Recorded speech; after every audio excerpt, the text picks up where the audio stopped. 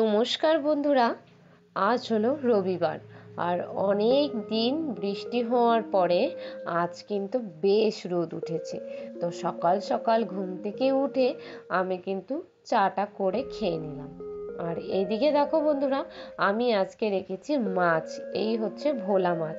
তো বেশ বড় বড় সাইজেরই 3টে ভোলা মাছ আমি রেখেছি। এই 3টেই ছিল লোকটার কাছে, তাই এই 3টেই রেখে দিলাম। তো বন্ধুরা দেখো, সকালে চা খেলাম। চা খাওয়ার পর মাছ টাছ কেটে ধুয়ে এলাম। আসার পর ভাবলাম যে ঘরে ব্রেড আছে, তো ব্রেড টোস্ট বানাই। আর এই দিকে দেখুন বন্ধুরা, আমার ঘরে 1 প্যাকেট বাটার ছিল। আর বাটারটা আমি যেই খুলে বের করেছি তার থেকে অজস্র পিঁপড়ে বেরিয়েছে। তো বাটারের প্যাকেটটা আমি ওভেনের উপরে রেখে দিয়েছি, গরম তাপে যেন পিঁপড়েগুলো আর কি মরে যায় সেই জন্য। আর এইদিকে দেখো বন্ধুরা, আমার কিন্তু ব্রেড টোস্ট হয়ে গেছে। আর সকালের আজকে জল খাবার কিন্তু আমার এই 3টে ব্রেড টোস্ট। তো এটাই আজকে সকালে খেয়ে নেব। সকালে জল খাবার খেতে খেতে আমি কিন্তু জেঠিমার সাথে একটু গল্প করছিলাম। যেহেতু আমার বর বাড়িতে নেই, আমাকেই সারাদিন একা একা থাকতে হচ্ছে আর একা একা রান্না বান্না করতে হচ্ছে। আমার না এসব আর ভালোই লাগছে না জানো। একা একা কি রান্না করব, নিজের জন্য কি খাবো, এসব ভালো লাগে না। তাই প্রতিদিনের শাক সবজি ওগুলোই খাচ্ছি। আর এইদিকে দেখো, একটা কুমড়ো এনেছিলাম, তো কুমড়োটাকে আমি একটু রোদে দিয়ে রাখছি। আর কুমড়ো রোদে দিতে এসে মনে পড়লো, অনেক রোদ যখন বেরিয়েছে আজকে এতদিন পর, তো ঘরে না ওই বাপের বাড়ি থেকে চালের গুঁড়ো এনেছিলাম। তো চালের গুঁড়োগুলো একটু রোদে দিই। তো রোদে দিতে গিয়ে দেখি চালের গুঁড়োতে বেশ কিছু কালো কালো পোকা ধরে গেছে। তো জানি না এগুলো খেতে পারবো কিনা, কিন্তু এই দেখো বন্ধুরা, প্রচুর পোকা হয়ে গেছে। এবার একটু রোদে দেই, রোদে দেওয়ার পর দেখি এটার কি অবস্থা হয়। যেহেতু বর্ষাকাল চলছে এখন, আর বেশ কিছুদিন ভীষণ বৃষ্টি হয়েছে, তো তার জন্যই কিন্তু এই অবস্থা। আর এই সময়টা না আটা ময়দা এসব ঘরে থাকলেও কিন্তু নষ্ট হয়ে যায়। তো চালের গুঁড়োগুলো আমি কিন্তু অনেক দিন আগেই নিয়ে এসেছি। জামাই ষষ্ঠীর সময় যখন বাপের বাড়িতে গিয়েছিলাম, তখন মা দিয়ে দিয়েছিল চালের গুঁড়ো। তো আমি যেহেতু বড়া টড়া খেতে ভালোবাসি, সেই জন্য কিন্তু আমার মা 1 কিলো চালের গুঁড়ো দিয়ে দিয়েছিল। তো মোটামুটি কিন্তু খাওয়া শেষ হয়ে গেছিল। তার মধ্যে এই যে এতটুকু চালের গুঁড়ো এখনো বেঁচে রয়েছে, যেগুলো আমি খেয়ে উদ্ধার করতে পারিনি। তাই ভাবলাম এগুলো একটু রোদে দিয়ে রাখি।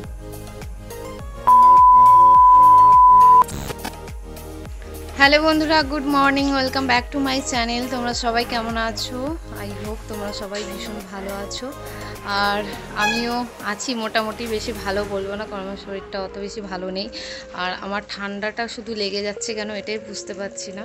তো যার জন্য ব্যাক পেন হচ্ছে, ঘাড়ের পেছন থেকে কোমর পর্যন্ত, মাথার পেছন সাইড পুরো পেন হচ্ছে। তো যার জন্য ভালো নেই। আর আজকে অনেক দিন পরেই আমি আর কি একটা ব্লগ বানাচ্ছি, সারাদিন কি করব না করব। আজ যেহেতু রবিবার, তো আমি বাড়িতেই আছি, তার জন্যই আর কি ব্লগটা বানাচ্ছি। আর রবিবার মানেই বাড়ির নানা রকম কাজ থাকে, তো সেই সব কাজ তো করতেই হবে।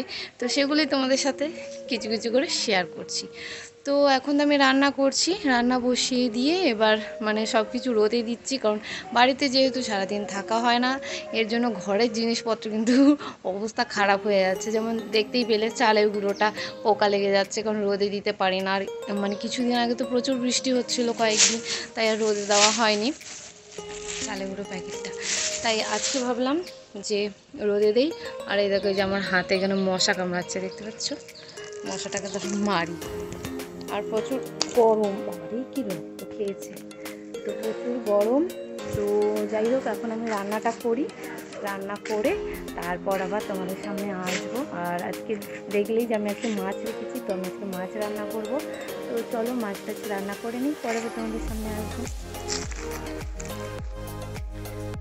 আজকে যে মাছগুলো রেখেছিলাম, মাছগুলোও কিন্তু বেশ বড় বড় ছিল। তাই ভাবলাম যে 2 পিস মাছ, 2টো মাছ আমি ফ্রিজে রেখে দিই। আমার যেহেতু এখানে ফ্রিজ নেই, তাই আমি ভাবলাম দাদাদের ফ্রিজে রেখে দিই, আর একটা মাছ আমি রান্না করি। তো একটা মাছ 2 টুকরো করে আমি আজকে দেখো সর্ষে দিয়ে কিন্তু মাছ রান্না করব। আর এইদিকে দেখছি বন্ধুরা, যেখানে আমি আর কি মশলা টশলা রাখি, সেই জায়গাটায় এত লাল পিঁপড়ে হয়েছে। দেখো এখানে নুনের প্যাকেটটা কিন্তু দেখো পিঁপড়ে পুরো ভরে গেছে।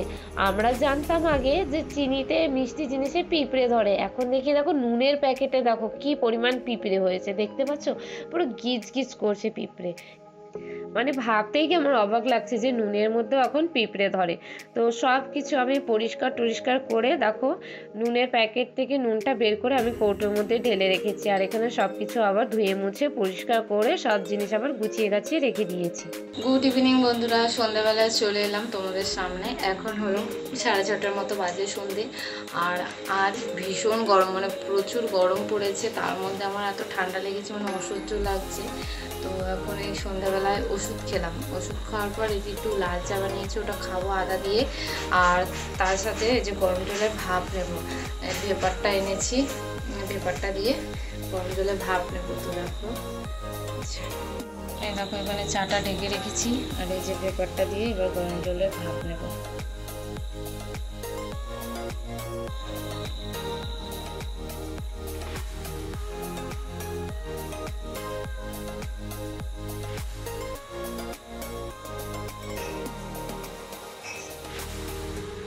পুরোটাই আমার হাতের মধ্যে পড়লো, হাতটা পুরো পিছলা পিছলা হয়ে গেল,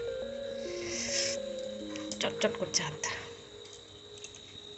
দেখো যে পেপার দিয়ে দিয়েছি, এবার আমি ভাপ নেব।